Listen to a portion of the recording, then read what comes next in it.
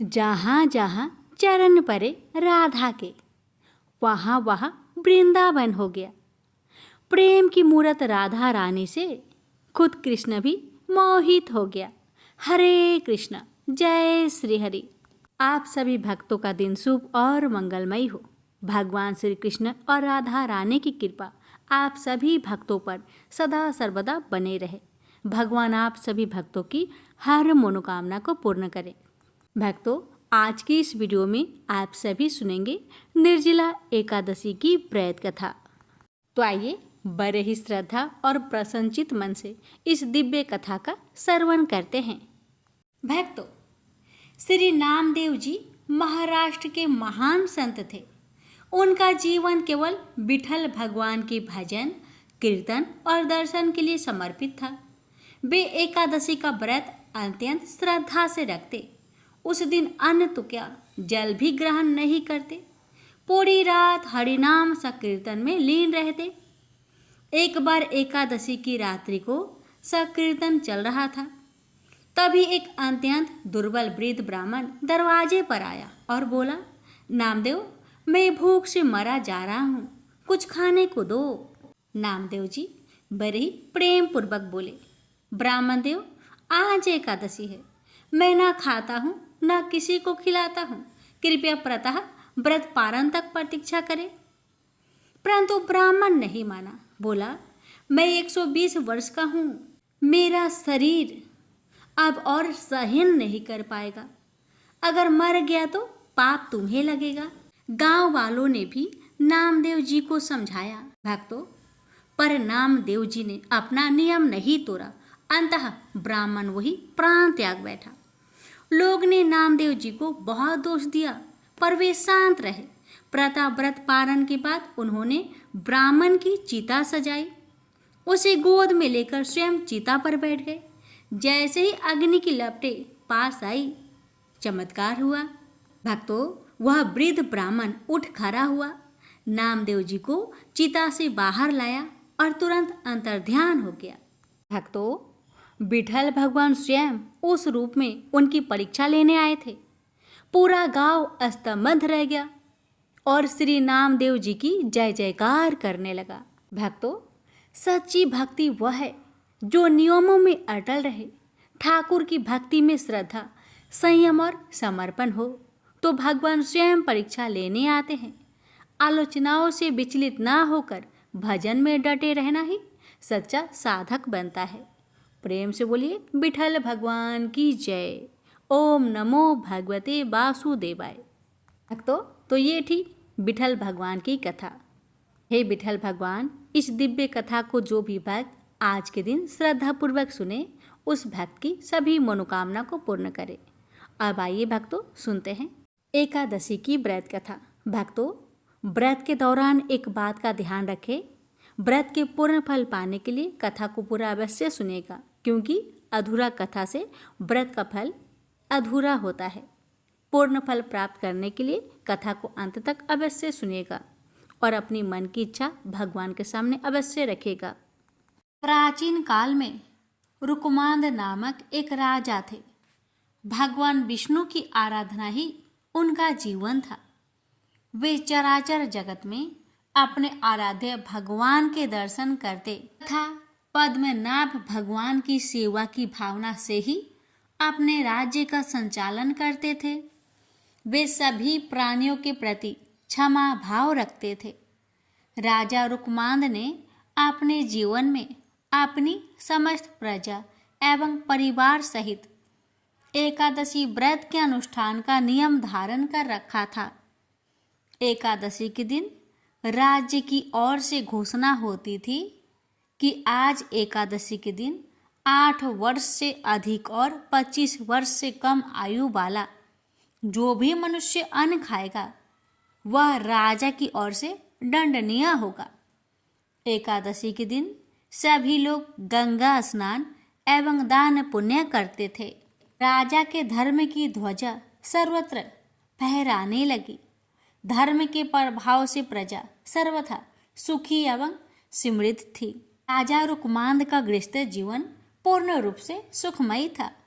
वे पीताम्बरधारी भगवान श्री हरि की आराधना करते हुए मनुष्य लोक के उत्तम भोग भोग रहे थे।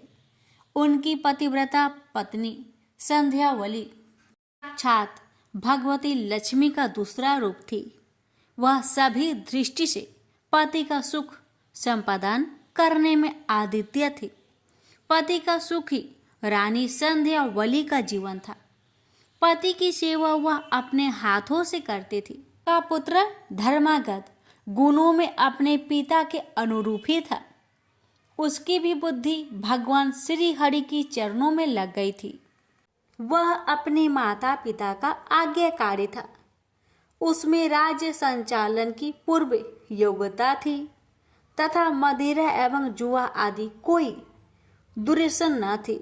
वह भी प्रजा पालक एवं प्रजा की रक्षा में सदा तत्पर रहता था।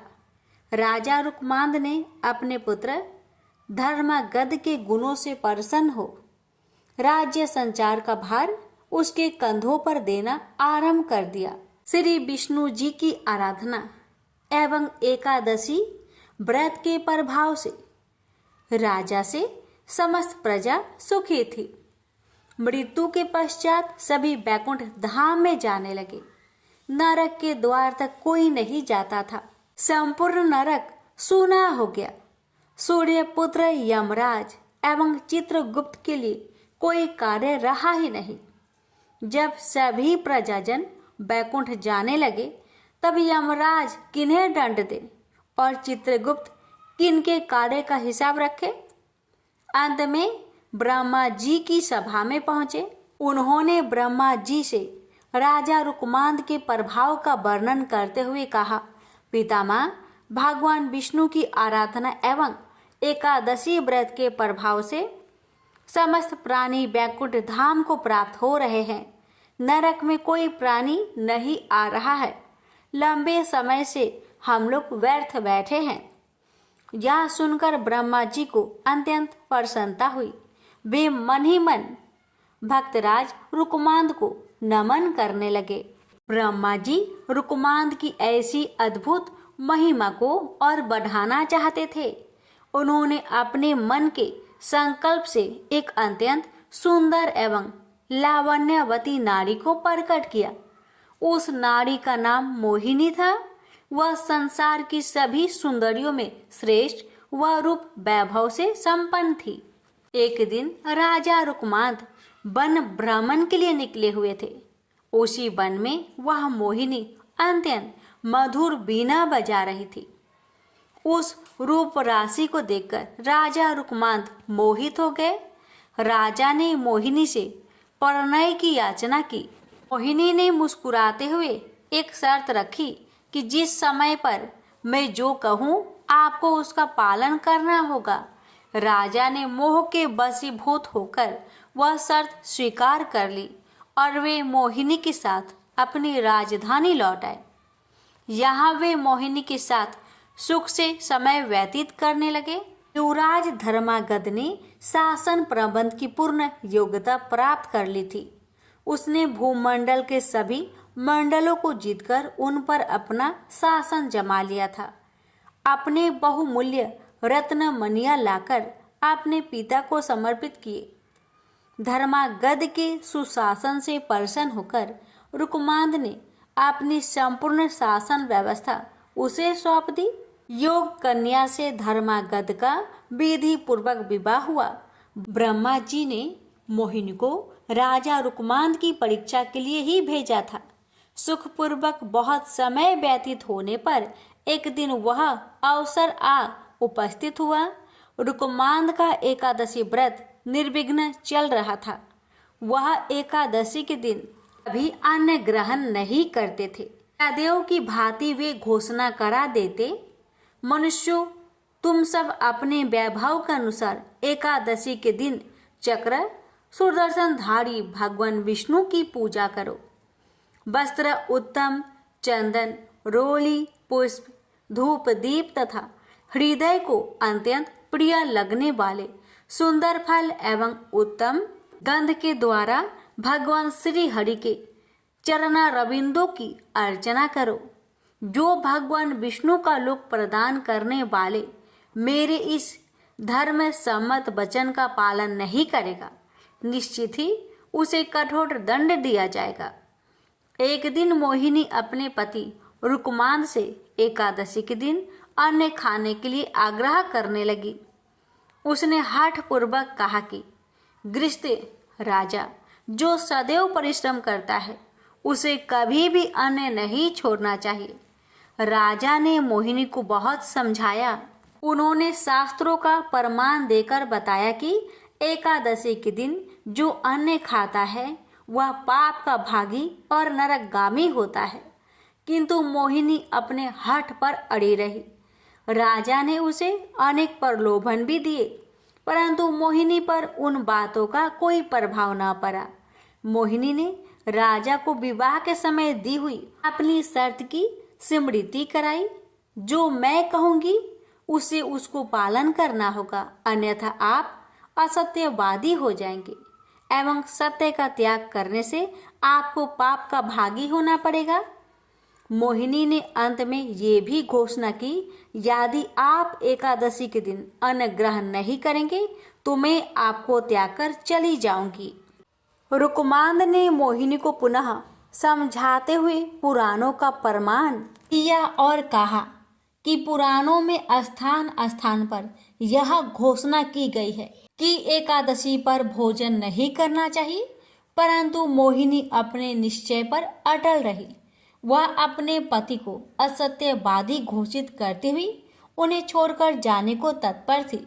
इधर राजा रुकमांद मोहिनी पर आसक्त होते हुए भी एकादशी के दिन अन्न न ग्रहण करने के निश्चय पे दृढ़ थे। पितृभक्त धर्मांगद एवं पतिव्रता रानी संध्यावली ने मोहिनी को राजा को छोड़कर न जाने के लिए बहुत समझाया। रानी संध्यावली ने अत्यंत मधुर वाणी में मोहिनी से कहा, जो नारी सदा अपने पति की आज्ञा का पालन करती है उसे सावित्री के समान अक्षय तथा निर्मल लोक प्राप्त होते हैं। देवी, तुम अपना यह आग्रह छोड़ दे। महाराज ने कभी बचपन में भी एकादशी के दिन अन्न ग्रहण नहीं किया है, अतः तुम इसके लिए उन्हें बाध्य मत करो। तुम उनसे कोई अन्य वर मांग लो। देवी, जो वचन से और शपथ दोष से पति को विवश करके उनसे न करने योग्य कार्य करा लेती है, वह पाप परायणता नारी नरक में निवास करती है। वह भयंकर नरक से निकलने के पश्चात 12 जन्मों तक सुकड़ी की योनि में जन्म लेती है, तत्पश्चात चंडाली होती है। सुंदरी, इस प्रकार पाप का परिणाम जानकर मैंने तुम्हें सखी भाव से मना किया है। धर्म की इच्छा रखने वाले मनुष्य को उचित है कि वह शत्रु को भी अच्छी बुद्धि, उचित परामर्श दे। सुंदरी, जिस पत्नी के पति उसके व्यवहार से दुखी होते हैं, वह समृद्धिशालिनी हो तो भी उस पापनी की अधोगति ही कही गई है। वह 17 युगों तक पुई नामक नरक में पड़ी रहती है। वह तत्पश्चात 7 जन्मों तक छुछुंदर होती है, तदंतर काक योनि में जन्म लेती है। स्त्रियों के लिए एकमात्र पति के सिवा संसार में दूसरा कौन देवता है? इतनी अच्छी बातें सुनने पर भी मोहिनी की बुद्धि शुद्ध नहीं हुई। उसकी भाभी उसके सिर पर नाच रही थी। जगत को अच्छी शिक्षा मिलने वाली थी। मोहिनी की दुर्दशा होनी ही थी। रानी संध्यावली की बातें सुनकर दुष्ट हृदया मोहिनी ने अपनी एक नई शर्त रखी। राजा रुकमांद अपने हाथों से अपने पुत्र धर्मागद की सिर काटकर भेंट करे अथवा एकादशी के दिन का अन्न ग्रहण करे, तभी उनके सत्य की रक्षा हो सकती है। राजा रुकमांद मोहिनी की नई शर्त सुनकर अर्ध मूर्छित से होने लगे। मूर्ख मोहिनी को अपनी भाभी दुर्दशा का किंचित मात्र भी विचार नहीं था। वह अपने पति को अनेक समझाने एवं अनुनय विनय करने पर भी कुछ ध्यान न देकर अपने हठ पर अड़ी रही। अंत में धर्मागद एवं रानी संध्यावली ने महाराजा रुकमान से प्रार्थना करके उन्हें सत्य की रक्षा के लिए राजी किया। सत्य की महिमा विलक्षण है। राजा रुकमांद हाथ में तलवार लेकर धर्मागध का सिर काटने के लिए उद्धत हुए। धर्मागध ने भक्ति पूर्वक माता पिता के चरणों में सिर टेक कर प्रणाम किया और भगवान विष्णु के ध्यान में मग्न हो तलवार की धार के सामने अपना सिर धरती पर रख दिया। कृपालु भगवान विष्णु राजा रुकमांद, रानी संध्या बलि एवं धर्मागध की धैर्य देख रहे थे। चमचमाती तलवार जैसे ही धर्मागध के सिर को छूने वाली थी, तैसे ही भगवान श्री हरि ने प्रकट होकर राजा का हाथ पकड़ लिया। उस अद्भुत दृश्य को देवगण भी देख रहे थे।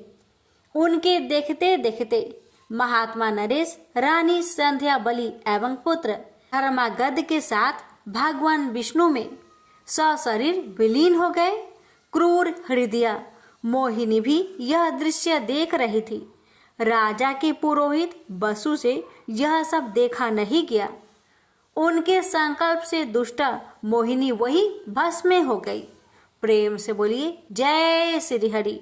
कथा को जो भी भक्त एकादशी के दिन श्रद्धा भाव से श्रवण करता है, उस भक्त की हर मनोकामना विष्णु भगवान अवश्य ही पूरी करते हैं। यह कहानी पुरी में रहने वाली और जाति से निम्न मानी जाने वाली श्रिया की है। पुरी में निम्न जाति की महिला श्रिया रहती थी। धन से गरीब पर संकल्प की धनी वह महिला देवी लक्ष्मी की उपासक थी और जगन्नाथ जी के भरोसे ही जीवन यापन कर रही थी। एक बार उसकी इच्छा हुई कि वह देवी का कठिन अष्टलक्ष्मी व्रत करे, पर उसे व्रत की विधि नहीं पता थी। एक दिन वह रास्ते पर झाड़ू लगा रही थी कि इस दौरान उसे एक पुजारी मिला जिससे वह व्रत विधि पूछना चाहती थी, लेकिन उन्होंने श्रिया को तुरंत मना कर दिया। इस तरह श्रिया जहाँ भी व्रत विधि पूछती थी, लोग उसे दुत्कार देते थे। एक दिन भूख प्यास की मारी श्रिया व्रत की विधि पूछने के लिए भटक रही थी और इसी बीच वह चक्कर खाकर गिर पड़ी और उसके सिर से खून निकल आया। अपने भक्त की सच्ची श्रद्धा और दुख देखकर जगन्नाथ इतने दुखी हुए कि उनकी भी प्रतिमा से खून निकल आया।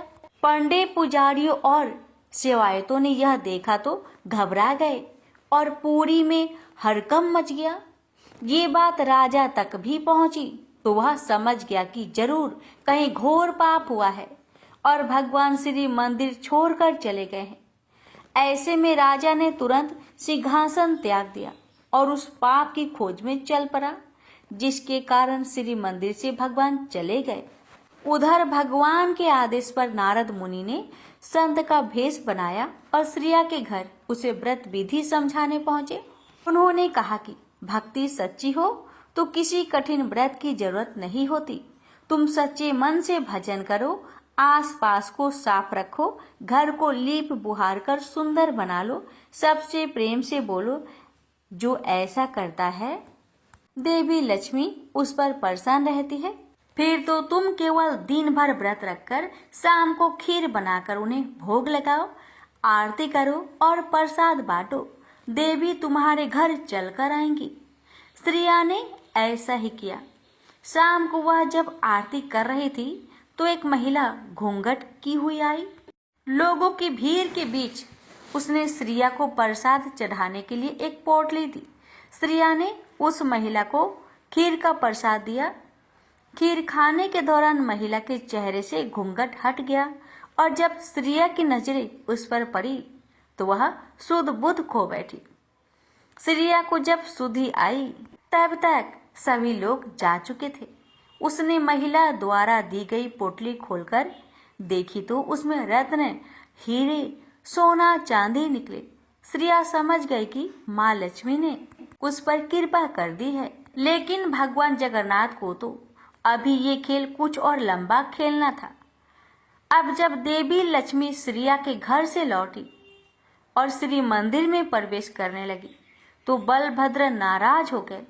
उन्होंने कहा कि लक्ष्मी ने एक छोटी जाति वाली के घर जाकर श्री मंदिर का अपमान किया है।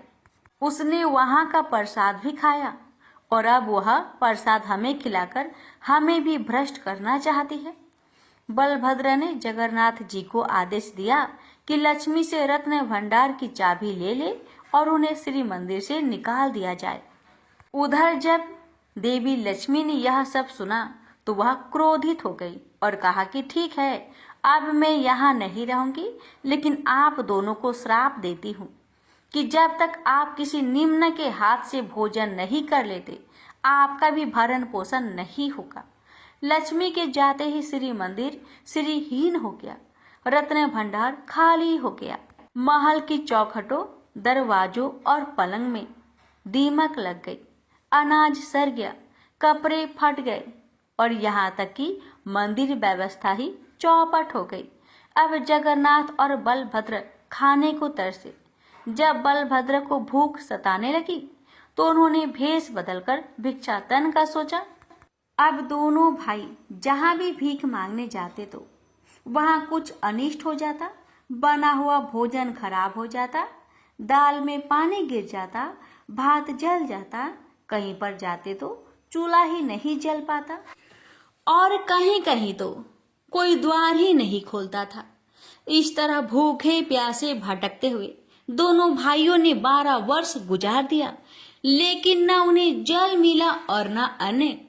इसी तरह भटकते भटकते वह एक बार समुद्र तट पर पहुंचे। उन्हें वहां एक भवन में वैदिक मंत्र सुनाई दिए। बलभद्र ने एक सेविका से पूछा कि क्या यहाँ कोई यज्ञ हुआ है? क्या प्रसाद भोजन भी मिलेगा? भिक्षा भी अच्छी मिलेगी ना? बलभद्र के इतने सवाल सुनकर सेविका ने कहा, आज हमारी स्वामिनी की 12 वर्षों से चली आ रही तपस्या के पूरे होने के दिन है। इसके बाद वह जरूर आपको भंडारा खिलाएगी, लेकिन हमारी स्वामिनी तो नीच कुल की है। क्या अब भी आप भोजन करेंगे? इस पर बलभद्र ने कहा कि नहीं, हम अछूतों का नहीं खाते हैं।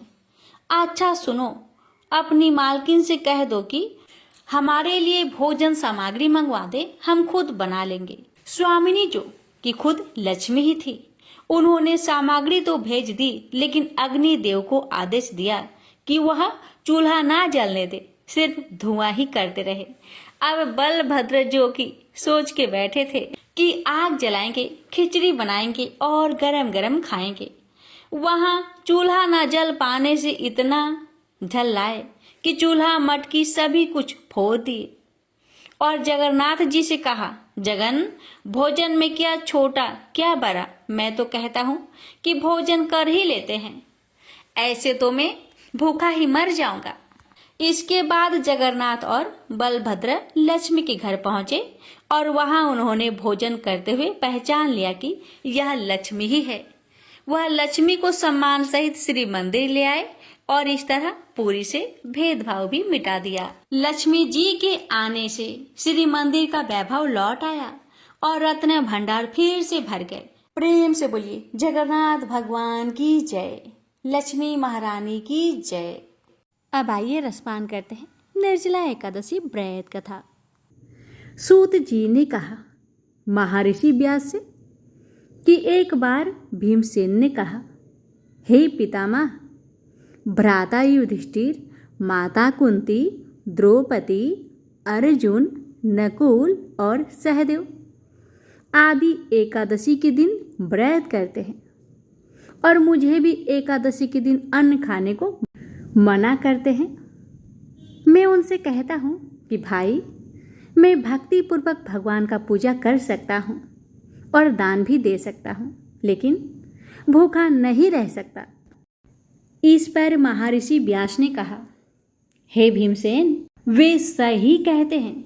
शास्त्रों में वर्णित है कि एकादशी के दिन अन्न नहीं खाना चाहिए। यदि तुम नरक को बुरा और स्वर्ग को अच्छा समझते हो तो प्रत्येक माह की दोनों एकादशियों को अन्न नहीं खाया करो। महर्षि व्यास की बात सुन भीमसेन ने कहा, हे पितामह, मैं आपसे पहले ही कह चुका हूँ कि मैं एक दिन तो क्या एक समय भी भोजन किए बिना नहीं रह सकता। फिर मेरे लिए पूरे दिन का उपवास करना क्या संभव है? मेरे पेट में अग्नि का वास है, जो ज़्यादा अन्न खाने पर ही शांत होती है। यदि मैं कोशिश करूं तो भी वर्ष में एक एकादशी का व्रत अवश्य कर सकता हूं। अतः आप मुझे कोई एक ऐसा व्रत बतलाइए जिसके करने से मुझे स्वर्ग की प्राप्ति हो सके। भक्तों, भीमसेन की बातें सुनकर व्यास जी ने कहा, हे पुत्र, बड़े बड़े ऋषि और महर्षियों ने बहुत से शास्त्र आदि बनाए हैं। यदि कलयुग में मनुष्य उनका आचरण करे तो अवश्य ही मुक्ति को प्राप्त होता है। उनमें धन बहुत कम खर्च होता है। उनमें से जो पुराणों का सार है वह यह है कि मनुष्य को दोनों पक्षों की एकादशियों का व्रत करना चाहिए। इससे उन्हें स्वर्ग की प्राप्ति होती है। भक्तों, महर्षि व्यास ने कहा, हे वायुपुत्र, वृषभ संक्रांति और मिथुन संक्रांति के बीच में ज्येष्ठ माह की शुक्ला पक्ष की एकादशी आती है। उसका निर्जल व्रत करना चाहिए। इस एकादशी के व्रत में स्नान और आचमन करते समय यदि मुख में जल चला जाए तो इसका कोई दोष नहीं है, किंतु आचमन में 6 माह से जल से अधिक जल नहीं लेना चाहिए। इस आचमन से शरीर की शुद्धि हो जाती है। आचमन में 6 मासे से अधिक जल मद्यपान के समान है। इस दिन भोजन नहीं करना चाहिए। भोजन करने से व्रत का नाश हो जाता है। सूर्योदय से सूर्यास्त तक यदि मनुष्य जलपान ना करे तो उससे 12 एकादशियों के फल की प्राप्ति होती है। द्वादशी के दिन सूर्योदय से पहले ही उठना चाहिए। इसके पश्चात भूखे ब्राह्मण को भोजन कराना चाहिए। तत्पश्चात स्वयं भोजन करना चाहिए। हे भीमसेन, स्वयं भगवान ने मुझसे कहा था कि इस एकादशी का पुण्य सभी तीर्थों और दान के बराबर है। एक दिन निर्जल रहने से मनुष्य पापों से मुक्त हो जाता है। जो मनुष्य निर्जला एकादशी का व्रत करते हैं उन्हें मृत्यु के समय भयानक यमदूत नहीं दिखाई देते, बल्कि भगवान श्री हरि के दूत स्वर्ग से आकर उन्हें पुष्पक विमान पर बैठाकर स्वर्ग को ले जाते हैं। संसार में सबसे उत्तम निर्जला एकादशी का व्रत है। अतः यत्न पूर्वक इस एकादशी का निर्जल व्रत करना चाहिए। इस दिन ओम नमो भगवते वासुदेवाय इस मंत्र का उच्चारण करना चाहिए। इस दिन गौदान करना चाहिए। इस एकादशी को भीमसेनी या पांडव एकादशी भी कहते हैं। निर्जल व्रत करने से पहले भगवान का पूजन करना चाहिए और उनसे प्रार्थना करनी चाहिए कि हे प्रभु, आज मैं निर्जल व्रत करती हूँ। इसके दूसरे दिन भोजन करूँगी। मैं इस व्रत को श्रद्धा पूर्वक करूँगी। मेरे सब पाप नष्ट हो जाए। इस दिन जल से भरा हुआ घड़ा, वस्त्र आदि से ढककर स्वर्ण सहित किसी सुपात्र को दान करना चाहिए। इस व्रत के अंतराल में जो मनुष्य स्नान, तप आदि करते हैं उन्हें करोड़ फल स्वर्ण दान का फल प्राप्त होता है। जो मनुष्य इस दिन यज्ञ, होम आदि करते हैं उसके फल का तो वर्णन भी नहीं किया जा सकता। इस निर्जला एकादशी के व्रत के पुण्य से मनुष्य विष्णु लोक को जाता है। जो मनुष्य इस दिन अन्न खाते हैं उनको चांडाल समझना चाहिए। वे अंत में नरक में जाते हैं। ब्रह्म हत्यारे, मद्यपान करने वाले, चोरी करने वाले, गुरु से ईर्ष्या करने वाले, झूठ बोलने वाले भी इस व्रत को करने से स्वर्ग के भागी बन जाते हैं। प्रेम से बोलिए हरे कृष्णा। तो अब आइए भगवान से क्षमा प्रार्थना करते हैं। हे श्री हरि विष्णु भगवान, यदि इस पावन व्रत कथा के श्रवण, वाचन या पालन में मुझसे कोई त्रुटि, भूल या अपराध हुए हो तो अपने करुणामय हृदय से कृपया क्षमा करें। मैं तो आपकी शरण में आई हूँ।